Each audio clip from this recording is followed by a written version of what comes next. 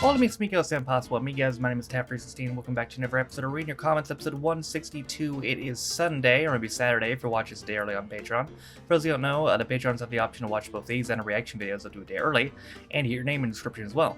But regardless of what day you're watching this on, let's go ahead and read some comments. I know, I'm just curious as to your background. Are you currently at university or doing some postgraduate degree? No, but according to this fortune cookie I got the other day, I am a leader.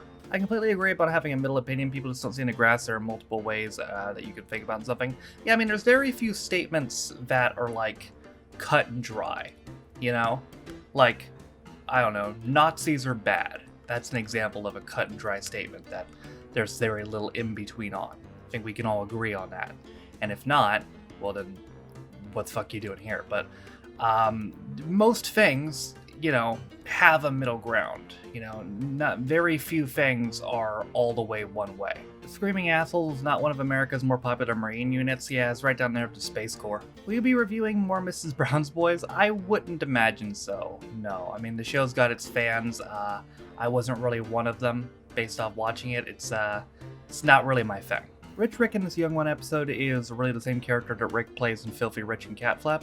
Yep, same rich dude and equally insane. Yes, that was a Bob Dylan song, Subterranean Homesick Blues, performed by Ken Bishop's Nice 12, who are a mishmash of comedians and actual musicians, notably Stuart Copeland from The Police and Chris Difford and Jules Holland from Squeeze, plus everyone's favorite singer on Kids TV, Derek Griffiths. This is their only appearance in anything. They did not exist outside the show as a band. That's interesting. Apparently also, I've seen some people say that I guess that performance was cut from a lot of iterations of the show. I don't remember where I got that episode. I don't actually. I think I got it from Quaid, but I guess the musical performances were cut in a lot of the DVD releases. The first series of The Young Ones is dated badly, but the second series really is a classic. Dated badly in which sense? Because there's a lot of meanings to that. Young One shares a lot of filler. It's really hit or miss for me, but great nostalgia. I think the second episode I saw was a pretty good example of that. Bambi, you know, was, I think, all go. Some of the filler really did come through in the second one. Was it Cash, what it was called? Some of the filler really did come through in that one, but we'll see how it is going forward. The reason you get so many views is because a lot of us are looking for a Young One's reaction. You know, it's funny, people had told me that they thought I was the first one to do it. Apparently, the Postmodern Family, may they rest in peace, I guess, as they've been gone about 2 months now, did one like 3 years ago, I think, and I don't think I'm the only one. I'm the first one in a while. Let me confirm this. The Young One's reaction. I am definitely the first one to do it in a while. Yeah, Postmodern Family did it 3 years ago. Texan Reacts actually did it 5 months ago. Somebody named TV and Movie Clip Reactor did a clip from it about 2 years ago? Yeah. Ashton and John, may they rest in peace. I'm pretty sure they broke up. They're not a channel anymore. Did something about it 3 years ago. BX Kid, though, actually did the full show. I messaged him on Patreon. I don't know if he got my message, but I was telling him he should put the second series on YouTube because he put the whole second series on Dailymotion, but he could get it on YouTube. Almost 23 minutes into the Young Ones episode, there's a rather clunky edit. I was cut an exchange between Neil and Rick. Rick said, "You're a complete wanker, Neil." Neil said, "What?" I said, "You complete wanker."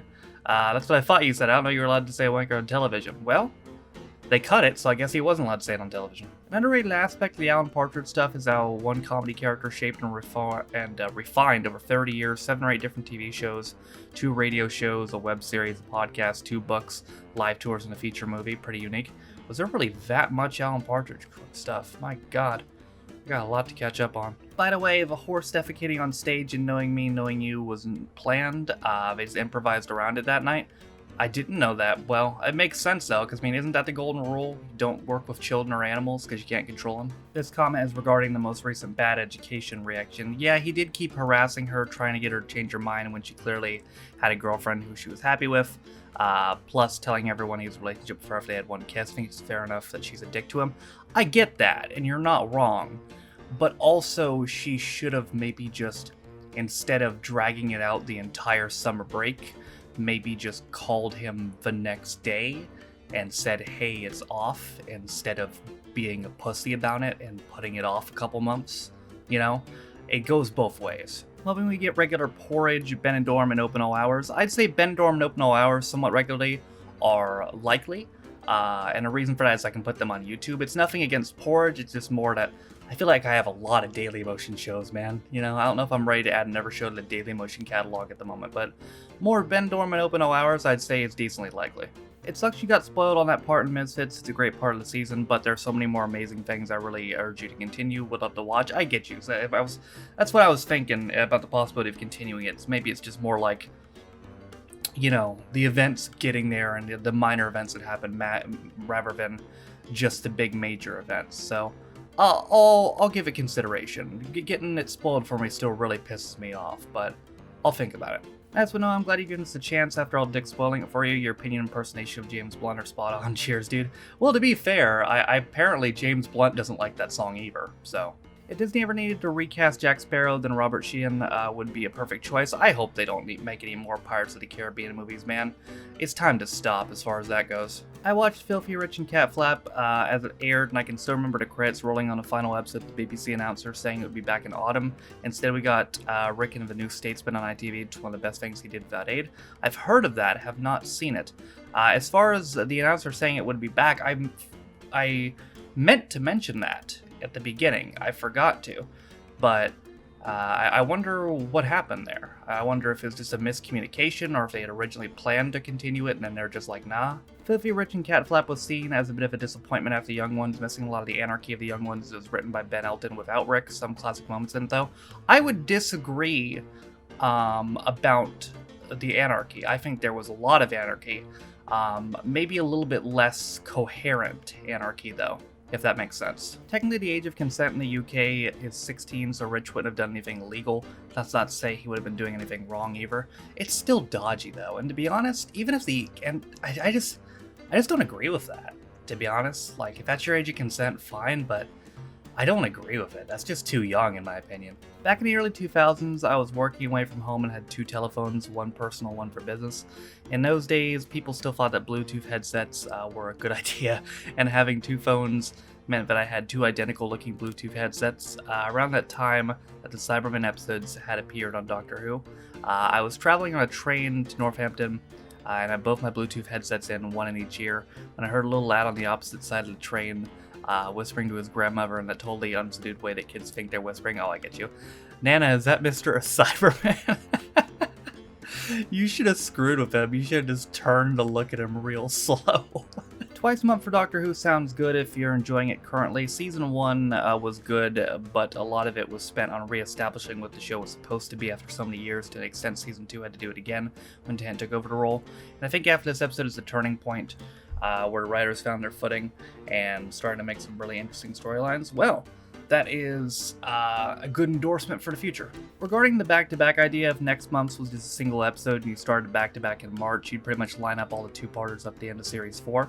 Okay, or I could just do 3 episodes next month. I could do one singular and then the back-to-back. We'll see what happens. Fun fact, in the deleted scene from Doctor Who, in the van at the end of the two-parter, we find out Ricky and Jake were in a relationship together, so Jake lost his boyfriend. Well, I wonder what that means for Mickey's future. Alright, y'all, let's go into it for another episode of Reading Your Comments. The comments in this video were pulled from 7 different videos. Last week's episode, Reading Your Comments, which was 161, American Rex to Young Ones 2, American Rex to Knowing Me, Knowing You of Alan Partridge, American Rex Bad Education 7, Misfits 2, Filthy Rich and Cat Flap, and then Doctor Who 19 and 20. There are 7 more videos, it's actually going to be 6 this week, that you can comment on to get your comment possibly read in next week's episode of Read Your Comments, and that's this video, American Rex 2 Who Wants to Be a Millionaire, which came out yesterday. The reaction that comes out tomorrow, which should be the 2 Life on Mars episodes, the reaction on Wednesday, the one on Thursday, and the one on Friday. Those 6 videos are the place to comment if you want a chance to get your comment read next week's episode of Read Your Comments. Usually there'd be one on Tuesday as well, but Tuesday is the first of the month, so instead on Tuesday, this week will be the monthly plans and the stream highlights. But that is going to do it for me today. I hope you guys enjoyed it. Thank you guys for watching. If you liked it, be sure to like it. If you didn't like it, don't. If you want to follow any of my social media links, my Twitch, where I stream every single day. My second channel for instant views, my Twitter, follow me, my Patreon if you want to support me on my daily motion. All those things are in the description down below. Thank you to all. I'm currently recording 110 of my Patrons who can't support me on my channel. For those who don't know, you can be Patreon me for as little as $1 or £1. You need extra direction videos as well as reading your comments up to a day early, and you get your name in the description as well. Also in the description is linked to the community Reddit as well as the daily schedule, as well as the Twitch VODs channel. With all that being said though, my name is Taffy16. It's been episode 162 of Reading Your Comments, and I'll see you guys next time. Bye.